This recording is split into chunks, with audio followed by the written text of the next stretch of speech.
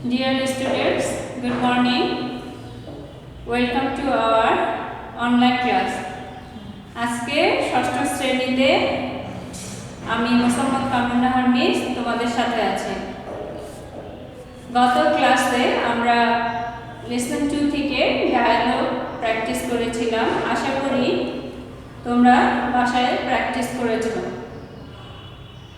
আমরা যখন তোমাদেরকে অ্যাসাইনমেন্ট দিব এবং ক্লাসে আমরা তোমাদেরকে ফিরিয়ে নিয়ে আসবো, তখন আমরা তা ইভালুয়েট করে দেখব, অ্যাসেস করে দেখব যে তোমরা তা করেছো কিনা। এবং তোমাদের ক্লাস শুরু না হলেও আমরা তোমাদের ছোট ছোট পরীক্ষা নেওয়ার চেষ্টা করব। তখন তোমাদের ডায়ালগ রাইটিংয়ে অবশ্যই তা ফ্রুটফুল হবে, ইফেক্টিভ হবে লেসন 2টি।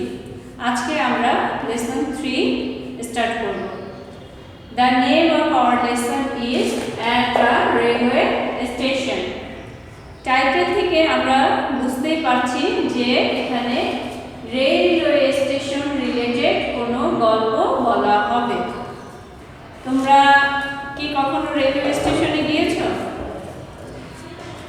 Have you ever gone? কেউ কেউ গিয়েছো, কেউ কেউ যাওনি।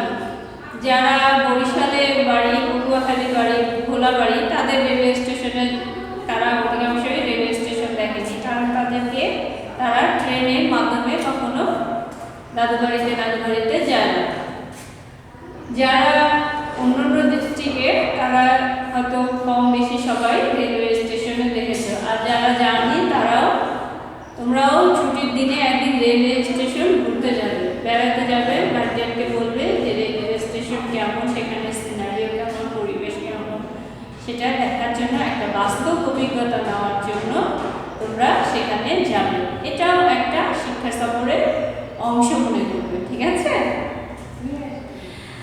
আজকে আমরা যে রেলওয়ে স্টেশন রিলেটেড প্যাসেজটি পড়ব, সেখানে থেকে আমরা পড়ার পরে কিছু নতুন শব্দ শিখব এবং কন্টিনিউয়াস টেন্স, ইংলিশ গ্রামারের যে continuous tense, present continuous, past continuous, এই যে টেন্সের আমরা কি শিখেছি, টেন্স চেনার নিয়ম শিখেছি, টেন্স কীভাবে গঠন করতে হয়, গঠন প্রণালীর মাধ্যমে তা শিখেছি।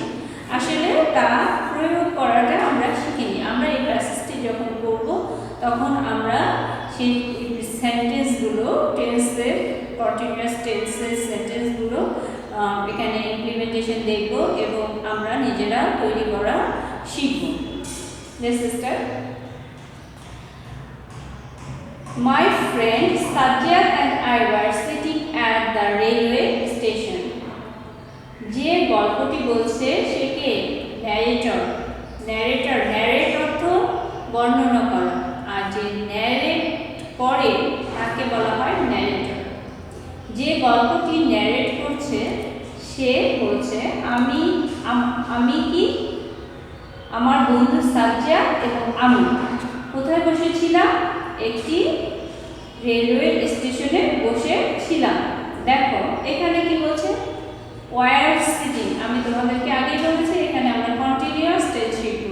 যখন আমরা ভার্বের সাথে আইএনজি যোগ করি এবং তার পূর্বে কি করি?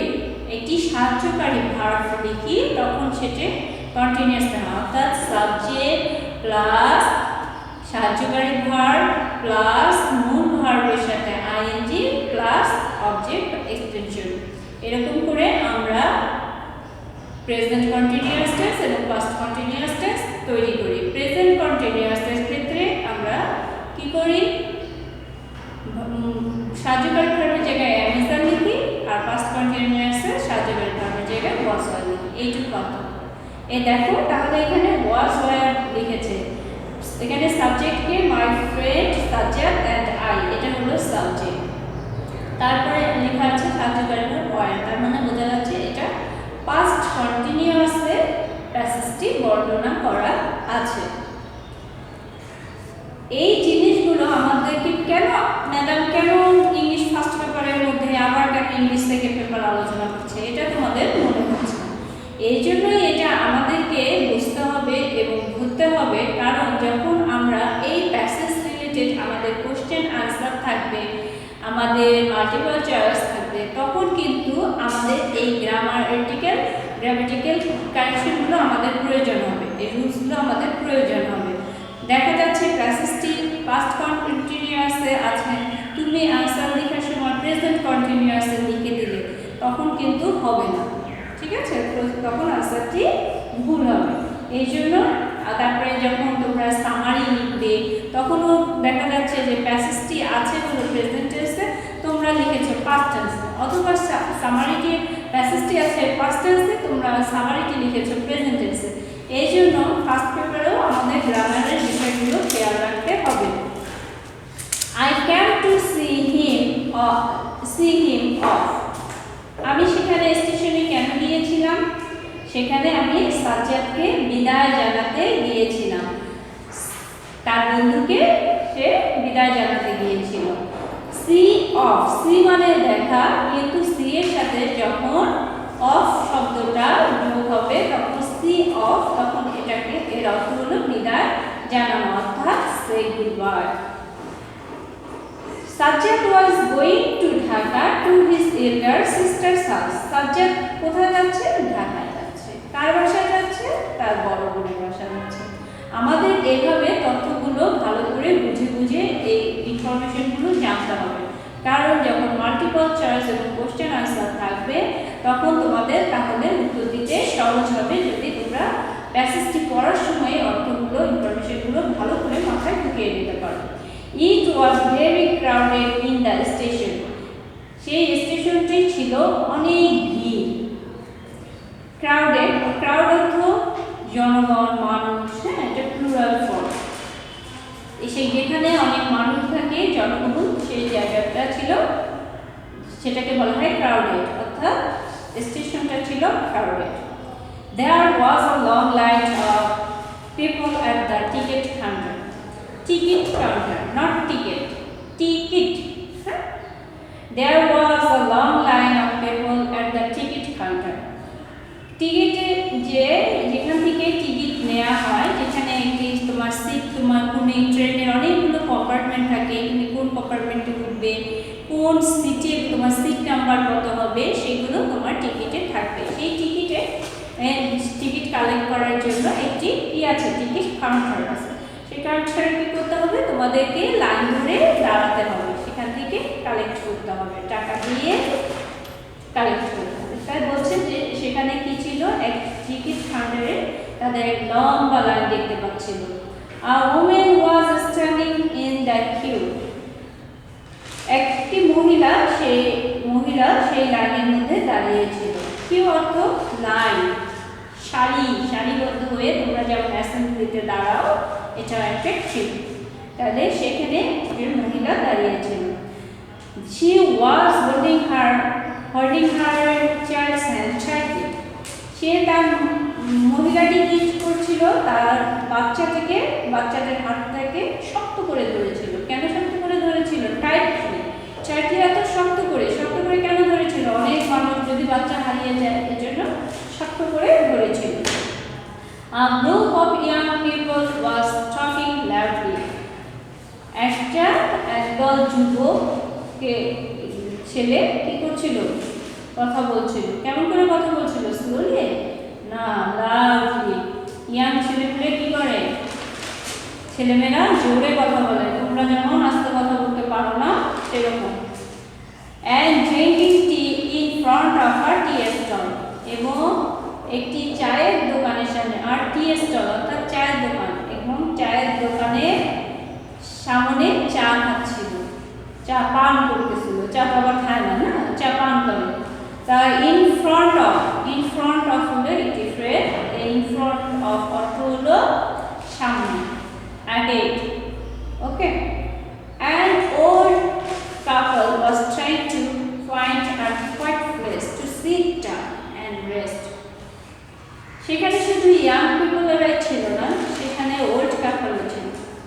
ওল্ড কাপল কি করছিল? তারা একটি শান্ত জায়গা খুঁজছিল বসার জন্য, অপেক্ষা করার জন্য, অ্যান্ড বিশ্রাম নেওয়ার জন্য। তারাও কোনো না কোনো ট্রেনের জন্য ওয়েট করছে, তারা বিশ্রাম নিতে চাচ্ছে। কিন্তু বয়স হয়ে গেলে মানুষ একটু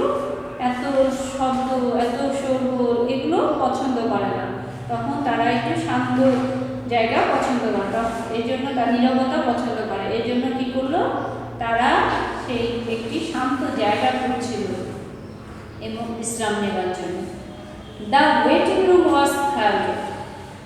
স্টেশনে একটি ওয়েটিং রুম থাকে যেখানে যাত্রীরা অপেক্ষা করে, চারিদিকে ঘুরে না ফিরে কিংবা একটি নির্দিষ্ট জায়গায় অপেক্ষা করার জন্য একটি রুম থাকে। সেই রুমটিকে বলা হয় ওয়েটিং রুম। অর্থাৎ দেখা যায় ট্রেন কখনো আস্তে আস্তে লেট হয়, হ্যাঁ, আর এই ডিলের কারণে তাদেরকে অনেকক্ষণ হয়তো সেখানে বসে থাকতে হয়। আবার দেখা যায় এই যে এরকম যদি শীতের সময় হয়, যাত্রীরা এসে বাহিরে ঘোরাফেরা করলে, এটা একটা ওপেন প্লেস, সেখানে কষ্ট হয়। এই জন্য ওয়েটিং রুমের মধ্যে সিকিউরিটিও থাকে, অর্থাৎ নিরাপত্তা থাকে, তাদের সেফটি থাকে, আবার তারা কি কমফোর্টেবলি সেখানে ওয়েট করতে পারে।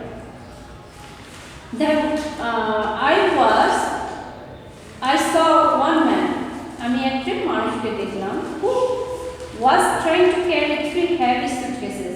একটা মানুষকে দেখলাম, সে তার সাথে 3টি ভারী সুটকেস আছে। সুটকেসগুলো কেমন ছিল? হেভি ছিল, ভারী ছিল। কয়টি সুটকেস ছিল? 3টি সুটকেস ছিল।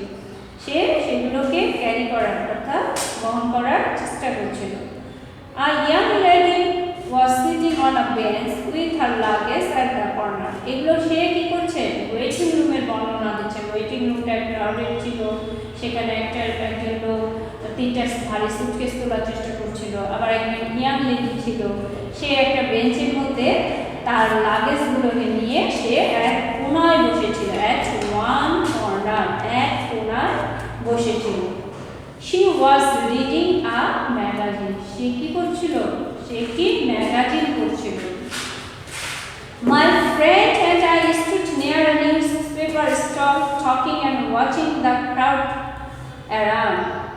আচ্ছা, এতক্ষণ তো সেখানকার বর্ণনা দিল, সেখানকার সিনারি বর্ণনা। এখন সে এবং তার বন্ধু কোথায় ছিল, কি করছিল, সেই কথা বলছে। ন্যারেটর বলছে যে আমি এবং আমার বন্ধু একটি সংবাদপত্রের দোকানের কাছে দাঁড়িয়েছিলাম। নিউজপেপার স্টল, স্টল অর্থ দোকান, তাহলে যেমন টি স্টল, চায়ের দোকান, এটা হলো নিউজপেপার স্টল, সংবাদপত্র যেখানে বিক্রি হয় সেই দোকানের কাছে দাঁড়িয়েছিল। কোথায়? দোকানের ভিতরে, দোকানের পিছনে দাঁড়িয়েছিল না, দোকানের কাছে দাঁড়িয়েছিল, দোকানেও দাঁড়িয়েছিল। এবং কি করছিল সেখানে দাঁড়িয়ে? টকিং, তারা কথা বলছিল। And watching the crowd around, এবং তাদের চারিদিকে যে জনগণ ঘুরতেছিল, ভিড়গুলো ছিল, সেগুলো নিয়ে তারা গল্প করছিল। Soon my friend's train started to leave। খুব তাড়াতাড়ি কি হলো? তখনই আমার বন্ধুর ট্রেনটা সেই স্টেশন ত্যাগ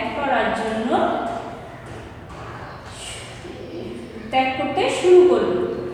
As the train whistled, train যাত্রা করবে, সেখানে কি করে? হুইসল দেয়, বাঁশি বাজায়। সেই বাঁশি যখন বাজলো, ট্রেনের যখন বাঁশি বাজলো, he picked up his suitcase। সে তার সুটকেস তুলে নিল। পিক আপ অর্থ তুলে নেওয়া। আমরা যখন নিচ থেকে কিছু উপরের দিকে তুলে নিই, গিফট বলি আমরা, এটাকে বলা হয় পিক আপ, তুলে নেওয়া। And we said goodbye to each other। এবং আমরা একে অপরকে কি জানালাম? বিদায় জানালাম। ঠিক আছে, এই বিদায় জানাতে তো সে এসেছিল স্টেশনে, তার সে শেষ পর্যন্ত তাকে বিদায় জানালো। ইচ আদার, অর্থাৎ সেও আমাকে বিদায় জানালো, আমিও তাকে বিদায় জানালো। তাহলে এই শব্দগুলোর ব্যবহার তোমাদেরকে জানতে হবে। আশা করি তোমরা আমি যে শব্দগুলো বলবো এখন, তোমরা সেই শব্দগুলো নিচে আন্ডারলাইন করবে, এগুলোর অর্থ করবে এবং এই শব্দগুলো ব্যবহার করার চেষ্টা করবে। এবং আমি তোমাদেরকে শুরুতে বলেছিলাম যে প্যাসেজটি ছিল কোন টেন্সে স্ট্রাকচারে করা? Past continuous.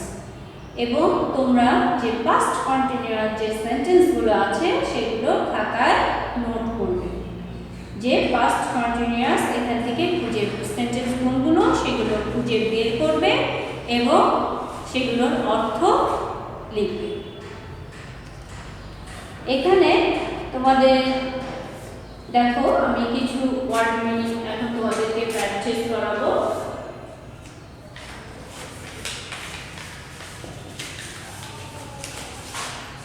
ফ্রেন্ড বন্ধু আমরা সবাই জানি, কিন্তু আমাদেরকে শুধু এই শব্দগুলো জানলে হবে না, তার সাথে আমাদের কিছু সিমিলার ওয়ার্ড, সিনোনিম ওয়ার্ড জানতে হবে।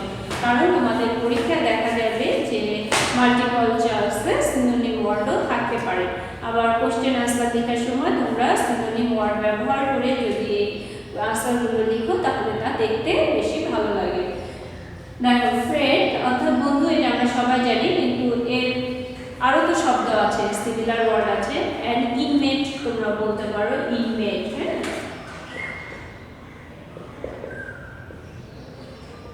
তোমরা কম্পেনিয়ন বলতে পারো। ওকে, তারপরে কম্পেনিয়ন তো এখানে সহচরী এদেরকেও বলা হয়। হ্যাঁ, যে সহপাঠী সহচরী এদেরকেও বলা যায়। তারপরে দেখো সি অফ। আচ্ছা, এখানে সি অফ এর কি ভুল আছে? এইখানে কিন্তু সিঙ্গেল এফ হবে না, এখানে কটা এফ হবে? এখানে দুটো অফ হবে, সিঙ্গেল এফ হবে না। সি অফ অর্থাৎ বিদায় জানানো, সে গুড বাই, সে গুড বাই।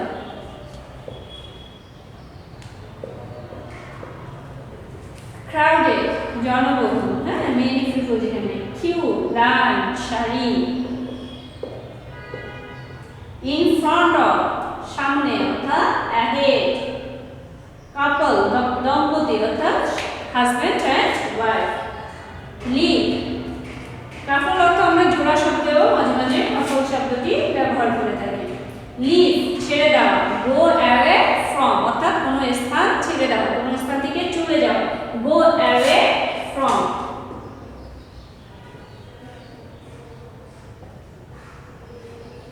ম্যাগাজিন পাবলিকেশন অর্থাৎ পাবলিকেশন বলতে পারি আমরা, সম্পাদনা বলতে পারি। এটা আবার কি হয়? এটা পিরিয়ডিক্যাল হয়। হ্যাঁ, পিরিয়ডিক্যাল হয়। এই ম্যাগাজিন বিভিন্ন ধরনের হয়ে থাকে, এই জন্য এটাকে পিরিয়ডিক্যালও বলা হয়। অর্থাৎ সেটা সাপ্তাহিক হতে পারে, মাসিক হতে পারে, ত্রৈমাসিক হতে পারে অর্থাৎ 3 মাসে একবার বের হতে পারে, সাময়িক হতে পারে অর্থাৎ 6 মাসে একবার বের হতে পারে, বার্ষিক হতে পারে, অ্যানুয়ালি একবার বের হতে পারে। হুইসেল, হুইসেল অর্থ বাঁশি এবং বাঁশি দেয়া, তাহলে এখানে আছে হুইসেল অর্থাৎ বাঁশি দিয়েছিল। তোমরা অবশ্যই এই প্যাসেজ রিলেটেড যে আমি বললাম তোমাদেরকে পাস্ট কন্টিনিউয়াস টেন্সগুলো আলাদা করার চেষ্টা করবে এবং অর্থটা জানবে এবং ভোকাবুলারিগুলো ভালো করে প্র্যাকটিস করবে। এবং এই রিলেটেড যে কোশ্চেন এবং মাল্টিপল চয়েস তোমাদের সাথে আমরা ক্লাসরুমে যখন দেখা করবো অবশ্যই তোমাদেরকে প্র্যাকটিস করবো। সে পর্যন্ত সবাই ভালো থাকো। আল্লাহ হাফেজ।